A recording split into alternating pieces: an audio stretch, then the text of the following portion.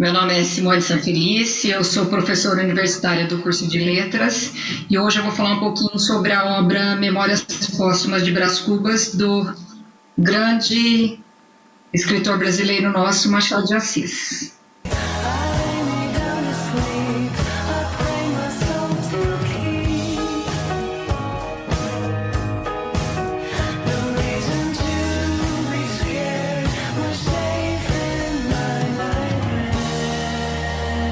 Esse livro aqui, as pessoas conhecem muito, ele foi um livro que ele inovou a literatura brasileira, porque ele apresenta uma maneira diferente de escrita.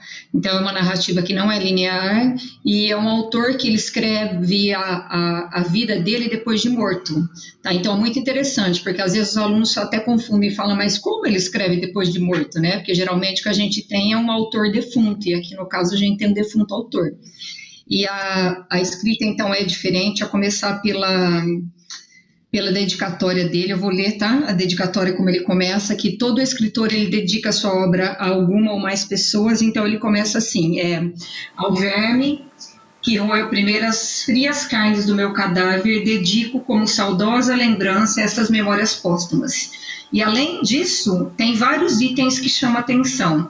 Inclusive, o que eu gosto muito é que é a ironia que o Machado traz. Então, a linguagem dele é uma linguagem muito rica, então tem muita digressão, tem muita ironia, tem muita metalinguagem, então isso acaba fazendo a gente ter interesse pelo livro. Esse livro eu trabalho praticamente quase todo ano com todas as turmas, tá? Dependendo do semestre que eu estou dando aula, e eles gostam bastante. No começo eles têm um pouco de dificuldade, porque como eu disse para você, como inova a literatura, é uma maneira diferente de escrever, então o que acontece?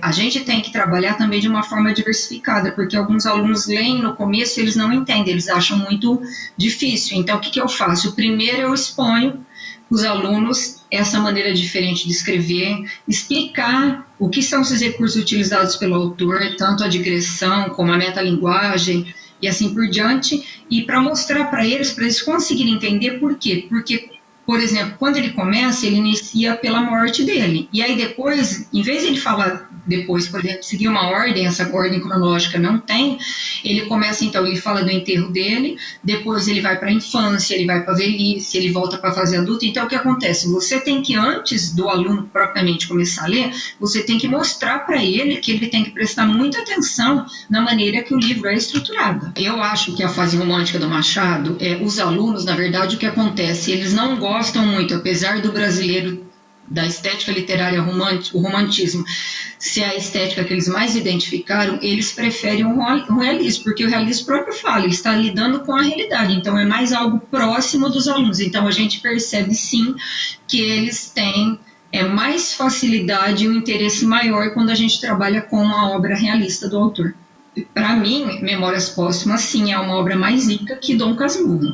Só que os alunos, eu acredito que por causa do tema do Dom Casmurro, eles têm mais interesse no Dom Casmurro. Só que agora o que a gente anda trabalhando mais na universidade é mais Memórias Póstumas, que o Dom Casmurro ele ficou na lista aqui dos vestibulares mais famosos durante 10 anos, e aí eles tiraram e agora substituíram por Memórias Póstumas de Brás Cubas. Então eu acredito que agora é o momento da gente trabalhar mais esse livro do que o outro. Olha, acredito que o aluno que vai prestar vestibular agora, o que ele precisa tomar mais cuidado? Realmente com a escrita, com a extensão dos capítulos, que tem capítulos que são muito curtos, e com os recursos estilísticos, que isso geralmente é muito pedido, que, como eu disse, digressão, metalinguagem. Então, às vezes, num pequeno trecho, nós temos aqui capítulos que tem, às vezes, 4, 5 linhas. Então, o que acontece? O aluno ele precisa prestar atenção nesse estilo linguístico. Olha, quando você pega os vestibulares das universidades, das públicas, das particulares, o primeiro que acontece, tem muita gente que fala assim, você não precisa ler o livro, né, para você fazer a prova, mas não é assim que acontece. Então, hoje a gente tem aqui, inclusive também no Enem, muita pergunta de interpretação de texto.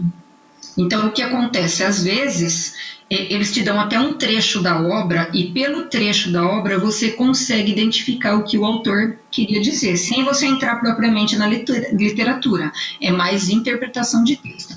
Agora, se você pegar, por exemplo, os outros vestibulares, por exemplo, a Unicamp, com a FUVEST, o que acontece? Você precisa conhecer o livro profundamente. Então, você precisa saber identificar o narrador que você tem, qual é o papel de ser narrador, como que essa narrativa é feita, como que é feita essa crítica da sociedade. Então, tem diversos recursos, quer dizer, conseguir identificar por que ele tem traços, né, não só do realismo, mas o que preza mais ali, que é uma estética diferenciada do que a gente via até então. Então, o aluno ele precisa ter um conhecimento amplo, por isso que ele precisa assim, ler o livro, tá, e saber conhecer principalmente a ironia, que é a maior marca do Machado.